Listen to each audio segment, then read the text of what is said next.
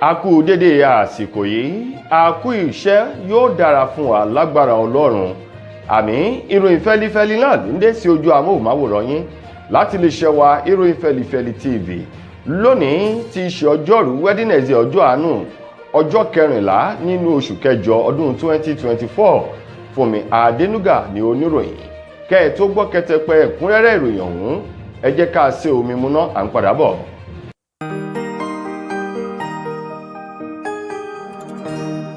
Ìròyìn fẹ́lifẹ́li TV, àjààbálẹ̀ làwọn ìròyìn ti wà, máa wò lóòrèkóòrè.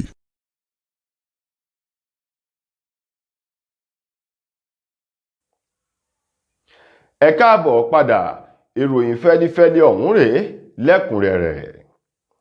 Ìjọba àpapọ̀ orílẹ̀-èdè wa Nàìjíríà ni wọ́n ti ṣàlàyé iṣẹ́ takuntakun èyí tí wọ́n ṣe nípa gbígbégi dá ọ̀nà àwọn owó ńlá kan ọ̀bítíbitì bílíọ̀nù náírà, èyí tí owó ọ̀hún lọ sí bíi bílíọ̀nù 83 náírà 83 bílíọ̀nù náírà.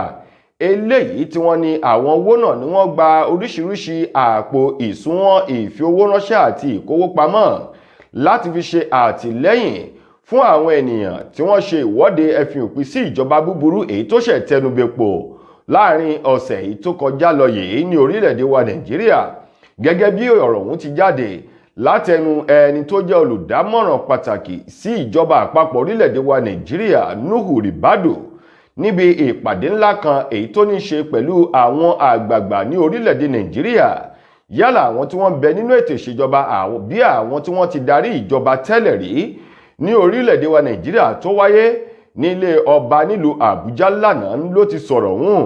Ó ní àwọn owó ọ̀hún ló jáde látọwọ́ àwọn tí wọ́n jẹ́ olóṣèlú tí wọ́n tún jẹ́ àgbà ọ̀jẹ̀ olóṣèlú ní orílẹ̀-èdè wa Nàìjíríà láti ìlú Àbújá, ìpínlẹ̀ Kano, ìpínlẹ̀ Kaduna tó fi mọ́ ìpínlẹ̀ Katsina ni àwọn olóṣèlú ọ̀hún ti ń kówó náà èyí tí wọ́n kó jọ láti fi ṣe àtìlẹ́yìn fún àwọn tí wọ́n ṣe ìwọ́de ìfẹ̀hónúhàn alálàáfíà lórí ẹ̀fì òpin sí ìjọba búburú. Eléyìí tí wọ́n sì tún gbà lérò láti lo owó ọ̀hún fún dídàbàrú ètò ìṣèjọba lásìkò tí wọ́n bá ń ṣe ìwọ́de náà, ṣùgbọ́n èyí tí ìjọba àpapọ̀ pẹ̀lú àwọn ọ̀tẹlẹ̀múyẹ́ tí wọ́n ṣe ìwádìí tí wọ́n sì rí owó ọ̀hún èyí tí wọ́n gbégi dá ọ̀nà tí wọ́n jẹ́ kí owó náà jáde láwọn àpò ibi tí wọ́n tọ́jú owó náà pamọ́ sí.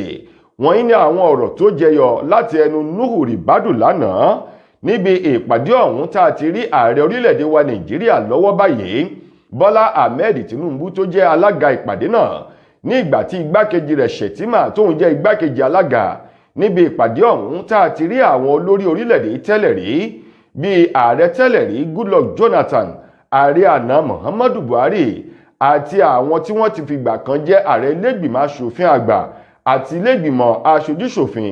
Bákan náà látúrí àwọn ààrẹ tó ń bẹ lórí ibẹ̀ lọ́wọ́ báyìí, gbogbo wọn ni wọ́n wà níbi ìpàdé náà láti lè mú ọ̀nà àbáyọ wá sí orílẹ̀-èdè Nàìjíríà. Ìpàdé ọ̀hún tí wọ́n ní ó bẹ̀rẹ̀ ní nǹkan bíi aago kan ọ̀sán ó kù ìṣẹ́jú 25 tí wọ́n sì gbé àwọn ọ̀rọ̀ ńlá láti wọ́n gbé yẹ̀wò níbi ìpàdé ọ̀hún.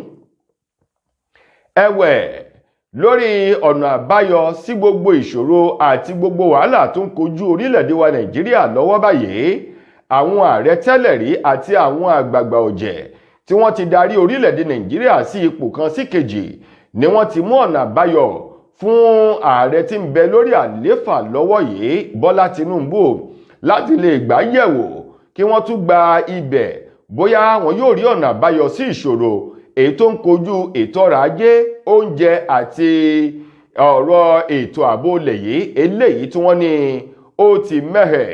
Gẹ́gẹ́ bí ìpàdé náà èyí tí a ti rí Jonathan Goodluck Ebele, bákan náà ta ti rí Muhammadu Buhari, nígbàtí ajagunfẹ̀yìntì Yakubu Gowon àti Abubakar Salami tí àwọn darapọ̀ mọ́ ìpàdé ọ̀hún lánàá nílé ọba lórí ayélujára. Ṣùgbọ́n olóyè Olúṣẹ́gun Ọbásanjọ́ àti Ibrahim Badamasi Babangida àwọn méjèèjì wọ̀nyí ni ò sí níbi ìpàdé náà, tí ò sì sí ìdí kankan tí ẹnikẹ́ni dìmú láìsí níbẹ̀ àwọn méjèèjì náà.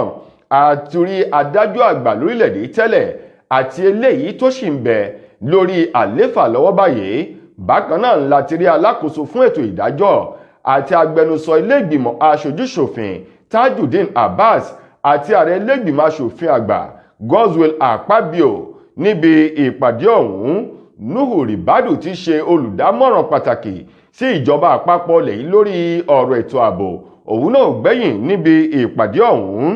Lákòótán nínú ọ̀rọ̀ náà ni wọ́n ní Jonathan ti ṣe ààrẹ tẹ́lẹ̀ rí pẹ̀lú àwọn àgbààgbà ọ̀jẹ̀ tó wà níbi ìpàdé náà ni wọ́n gba ààrẹ Bọ́lá Ahmed Tinubu lámọ̀ràn lórí ọ̀nà tí yóò gbà tí yóò fi ṣẹ́gun ètò ààbò, ọ̀rọ̀ oúnjẹ àti ètò ọrọ̀ ajé ilẹ̀ yìí tí gbogbo rẹ̀ yóò fi bẹ̀rẹ̀ sí ní mú dáadáa, tí nǹkan yóò máa ṣẹnu mẹ́rẹ́ tí eku yóò sì máa ké bí eku nígbà tí gbogbo nǹkan yóò máa lọ bí a ti kọ̀wé rẹ̀ ní ìrọ̀rùn.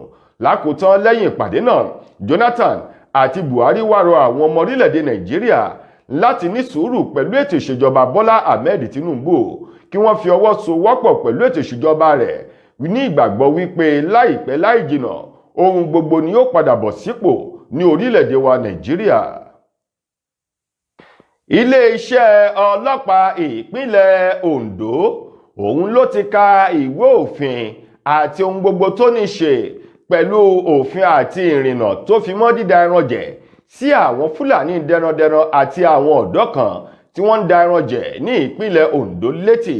Ṣé Yorùbá bọ̀ wọ́n ní ìlú tí ò sí òfin ni ò sí ẹ̀ṣẹ̀, ìlú tí òfin bá ti wà wọ́n ní dandan ni kí ẹ̀ṣẹ̀ kó wà ń bẹ̀, àti wípé síwájú ìjà àlọ́là ṣe síwájú ìjà. Èyí ló mú ẹni tó jẹ́ alámòjútó fún iléeṣẹ́ ọlọ́pàá ní ìpínlẹ̀ Ondo, eyín CP Àbáyọ̀mí Ọládìpọ̀ lánàá òde yìí ní ìgbà tó ṣe àbẹ̀wò sí agbègbè kan tó wà ní ìjọba ìbílẹ̀ Àríwá Gúúsù ní ìpínlẹ̀ eléyìí tó wà ní ìpínlẹ̀ Ondo ní Àkókó Ondo ní ìpínlẹ̀ ọ̀hún. Níbẹ̀ ló ti sọ di mímọ̀ lórí ìkọlù kan tí wọ́n ní àwọn Fúlàní dẹrandẹran wọ́n ṣe sí àwọn oko àwọn tí wọ́n jẹ́ àgbẹ̀ ọmọ ìlú náà, tí wọ́n sì pa ọ̀gbẹ́ni kan Sunday Ayẹni ní ìfọ́nàfọ́nṣu èyí tí wọ́n rán arákùnrin Sunday Ayẹni lọ sí ọ̀run àrèmábọ̀, èyí tó mú gbogbo àwọn olùgbé agbègbè ọ̀hún láti na pápá bora fún ẹ̀mí àti dúkìá wọn.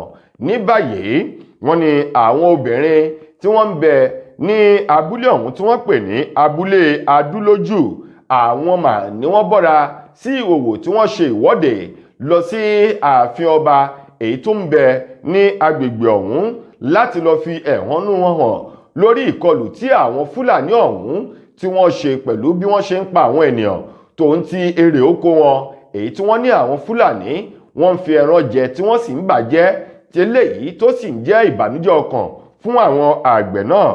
Báyìí náà ni ẹni tó jẹ́ ọ̀gá àgbà ọlọ́pàá ní ìpínlẹ̀ ọ̀hún CP Ọládìpọ̀ tí wá ní báyìí òun ké sí gbogbo àwọn Fúlàní wípé òun ò ní kí wọ́n má da ẹran jẹ, bẹ́ẹ̀ sì ni ẹran kì í lé ẹran nínú ìkòkò ọbẹ̀, ṣùgbọ́n wọ́n ní máfoko mi dá ọ̀nà ọjọ́ kan lèèyàn kọ́ ó kò ní jẹ́ ti bá tọmọ kó má láàlà. Wọ́n ní ẹ mọbi tí ẹ da màálù àti àwọn ohun ọ̀sìn yín gbà, nítorí wípé bí wọ́n bá tún mú ọ̀rọ̀ wá tàbí láti fi ẹjọ́ sùn wípé àwọn Fúlàní ṣe ìkọlù sí èyíkéyìí abúlé kan àbí agbègbè kan ní igun mẹ́rin tó gbé ìpínlẹ̀ Ondo dúró, a jẹ́ wípé wọ́n fẹ́ rí ìjà àti ìbínú ìjọba orílẹ̀-èdè Nàìjíríà. Gẹ́gẹ́ bí alámòjútó ọ̀hún ti sọ̀rọ̀ náà nílùú Àkúrẹ́ tí ṣolúlu ìpínlẹ̀ Ondo ní àná tí ṣe ọjọ́ Ìṣẹ́gun Tuesday. Ẹ̀yin ará, ẹ jẹ́ ká lọ rèé polówó ọjà oògùn aṣaralóore S2 herbal mixture. Tá a bá lọ tá a bá padà dé, ìròyìn fẹ́lifẹ́li yóò máa tẹ̀sọ́wọ́ wájú. Ẹ kú kalẹ̀. látijọ́ aláyé ti dáyé lọ́kọ tí ń sọ lówó orí aya tájọṣepọ̀ wọn sì jẹ́ gbádùn òun fa ìfẹ́. Dérè ìgbádùn lọ́kọláya bá ti ń bọ́ ságídé kásáyàn ò fàǹfẹ́ láàrin wọn dòní yọ̀bẹ̀kẹ́. Tọkọ ò lè gòkè lọ́wọ́ dérè. Tọkọ wa ń ṣe súkẹ́súkẹ́ lórí aya. Orísun ló yẹ ká padà sí. Ká tọ́jú ara wa pẹ̀lú S2 herbal bitters. Sátẹ̀ kan lẹ̀ gbọ̀ngbọ̀ngbọ̀n. Ká kó lẹ́gbẹ́ àwọn tí ń bẹ̀bẹ̀ fàyà lórí ibùsùn. S2 herbal bitters 100% herbal tí ò lọ́tí kankan nínú. Pẹ̀lú ǹtẹ̀ NAFDAC. S2 herbal bitters. Ilé-iṣẹ́ S2 ultimate holistic spiritual herbal remedy international limited ló ṣe 002 Park Street First Avance Junction Ọ̀lẹ́yọ̀ Ìbàdàn. Ìbàdàn Ọ̀yọ́ State. Ó wà lọ́pọ̀ yanturu ní 1825 Olúyọ̀lé shopping complex New Garage Ìbàdàn. Ẹ ti lè rí rà ní Lasorat Royal Plaza Asunlẹ̀ Junction off Akala Express Ìbàdàn Ọ̀yọ́ State. Fún ẹ̀kúnrẹ́rẹ́ àlàyé síwájú sí i tàbí tẹ́yìn gan bá fẹ́ jẹ́ alágbàtà fún wa, ẹ pè tàbí ká WhatsApp wa lórí +234 704 079 0153 tàbí kẹ́kàn sí +234 806 400 0204. Bákan náà ni ẹ lè kàn sí abroad line wa lórí +353 894 982 845. Ẹ mọ́ gbàgbé wípé ìlera lóògùn ọrọ̀, tó fi já sí wípé ẹ ti lè kàn sí iléeṣẹ́ S2 Aba Mixture fún ìtọ́jú àwọn àìsàn míì lóníran bíi ìfúnpá gíga, diabetes, low sperm count, ìdákọ́lẹ̀, arthritis, bone fat, blood cleansing, rheumatism, infertility àti èyíkéyìí àìsàn tó bá ń bá yín fúnra nínú ara. S2 Aba Bitters ó dára fún ìgbádùn ọkùnrin àtobìnrin. Ẹ káàbọ̀ padà, ìròyìn fẹ́lifẹ́li ń tẹ̀síwájú. Mo lérò wípé ẹ ti gbọ́ ìpolówó ọjà ọ̀hún, ẹ̀yin náà ẹ lọ́bẹ̀ láti lọ rèé mú tiyín lónìí. Ilé ẹjọ́ gíga ti ìjọba tó kalẹ̀ sí Adó Èkìtì tí ṣolúlu ìpínlẹ̀ Èkìtì nínú ọ̀sẹ̀ tá a wà yìí ni wọ́n ti dá ẹ̀wọ̀n ọdún márùn-ún fún àwọn arákùnrin mẹ́rin kan oníṣẹ́ ibi èyí tí wọ́n fi ẹ̀sùn ìjínigbé kàn lórí bí wọ́n ṣe jí màmá kan àgbàlagbà arúgbó gbé o ní ìpínlẹ̀ ọ̀hún. Gẹ́gẹ́ bí ìdájọ́ náà ti wá nínú ọ̀sẹ̀ tá a wà yìí, àwọn èèyàn mẹ́rin ọ̀hún tí wọ́n fi ẹ̀wọ̀n súra lélẹ́yìí tí wọ́n sì ti wà nínú ọgbà àhámọ́ ìjọba ní ìpínlẹ̀ Èkìtì náà ni Adéoyè Sunday Adéwùsì Dáre, bákan náà Bámigbóyè Dámilọ́lá àti Ògúnláyé Ṣeun. Àwọn mẹ́rẹ̀ẹ̀rin wọ̀nyí ni adájọ́ ọ̀hún ti ní kí wọ́n máa lọ rèé ṣe ìgbádùn aláìlópin níbi tí wọn ò ti ní sanwó iná, owó ilé, owó oúnjẹ, kí wọ́n máa lọ síbẹ̀ látàrí ẹ̀sùn ìjínigbé èyí tí wọ́n kà sí wọn lọ́rùn, tí wọ́n sì jẹ̀bi ẹ̀sùn náà ní ìgbà tí wọ́n ń jẹ́wọ́ ní ilé ẹjọ́ ọ̀hún. Gẹ́gẹ́ bí wọ́n ti sọ, ẹni karùn-ún àwọn ènìyàn ọ̀hún èyí tí orúkọ rẹ̀ ń jẹ́ Òjó Tọ́pẹ̀, òun ni wọ́n ṣí sílẹ̀ kó máa lọlé rẹ̀ láyọ̀ àti àlàáfíà, wípé orí ló takò èyí tí wọ́n kó pọ̀ mọ́ àwọn ènìyàn mẹ́rin náà. Ṣùgbọ́n Òjó Tọ́pẹ́ ń tirẹ̀ lẹ́yìn ìwádìí àti àwọn ọ̀rọ̀ tí wọ́n sọ fi hàn nílé ẹjọ́ wípé kò jẹ̀bi ẹ̀sùn náà, kó sì máa lọlé rẹ̀ láyọ̀ àti àlàáfíà. Àwọn ènìyàn ọ̀hún tí wọ́n ti hà nínú àhámọ́ ìjọba látọdún 2017, èyí tí wọ́n ní wọ́n ti hùwà iṣẹ́ ibi náà ní ọjọ́ 14 oṣù kẹsàn-án ọdún 2017, èyí tí wọ́n jí ìyá ẹni ọdún márùndínlọ́gọ́rùn-ún gbé 75 years. Ìyá náà eléyìí tí wọ́n porúkọ rẹ̀ ní Florence Pópóọlá ni wọ́n jí gbé lọ́dún náà lọ́hùn-ún, tí wọ́n sì gba mílíọ̀nù kan àbọ̀ kó tó di wípé àkàrà wọn ó tú sí epo. Báyìí ládájọ́ ni má ṣe ni má mọ̀, bẹ́nìkan bá ti ṣe ohun tí ò yóò ṣe, dandan ni kí ojú rẹ̀ rí nǹkan tí ò yóò rí o. Lákòótán nínú ìròyìn wa fún tòní, ọ̀kan nínú àwọn olùkópa nínú Big Brother Naija ìpele kẹsàn-án èyí season 9 tó ń lọ lọ́wọ́ báyìí, èyí tí wọ́n pe àkọlé ti ọdún yìí ní No Lose Guard. Ọ̀kan nínú àwọn olùkópa obìnrin ní Victoria, òun mà ló sọ àṣírí rẹ̀ lánàá ní ìgbà tó ń bá àwọn akẹgbẹ́ rẹ̀ dáwẹ́kẹ̀ tí oníkálukú sì ń sọ ìrírí àti ìrìn àjò wọn nínú ayé. Ní Victoria ti ní òun rántí wípé òun ti ní olólùfẹ́ kan rí o, èyí tó sì jẹ́ òyìnbó tó tún jẹ́ àgbàlagbà ọkùnrin òyìnbó èyí tó ń fẹ́ fún ọ̀pọ̀lọpọ̀ oṣù.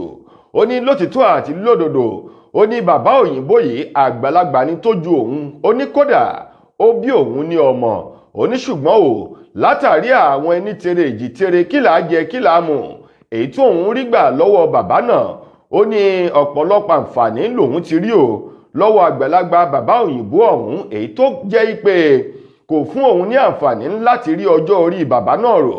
Ó ní kó tó di wípé bàbá òyìnbó ọ̀hún ó kúrò ní ìpínlẹ̀ tó wà ní ìlú rẹ̀ lọ́hùn lọ sí ìpínlẹ̀ bòmíì, níbi tó ti jẹ́ wípé lẹ́yìn ìyípadà ipò bàbá yìí tó kúrò nílùú kan lọ bòmíì ló jẹ́ kí àwọn méjèèjì ó pàdánù ìbáraẹnisọ̀rọ̀. Victoria nínú ọ̀rọ̀ rẹ̀ lákòótán, ó ní gbogbo ìgbà tí òun fẹ́ bàbá yìí ó ní kì í ṣe wípé ó fi bẹ́ẹ̀ dùn mọ́ òun nínú, ó ní ṣùgbọ́n ohun tóun rí gbà lọ́wọ́ rẹ̀ kò jẹ́ kóun ó lè sọ wípé òun ò ṣe mọ́ o, kó tó di pé ìpínyà ó dé bá ìrìn àjò ìfẹ́ tó wà láàrin òun pẹ̀lú òyìnbó àgbàlagbà òun gẹ́gẹ́ bí Victoria, kan nínú àwọn tó kópa nínú Big Brother Naija èyí tó ń lọ lọ́wọ́lọ́wọ́ báyìí. tó ẹ̀yin ará, ìròyìn fẹ́lifẹ́li kò ní jù báyìí lọ láti iléeṣẹ́ wa ìròyìn fẹ́lifẹ́li TV lónìí títí ojúmọ́ ọ̀la tẹ́tùmọ̀ láǹfààní láti gbọ́ ọ̀tún rẹ̀ mí. mo gbà ládùúrà wípé ikú òjijì ò nípa wá, a ò ní kú tògbòtògbò, a ò sì ní fi kú lókìkí o, a ó dàgbà dògbó. ẹ ṣeun gan ni o.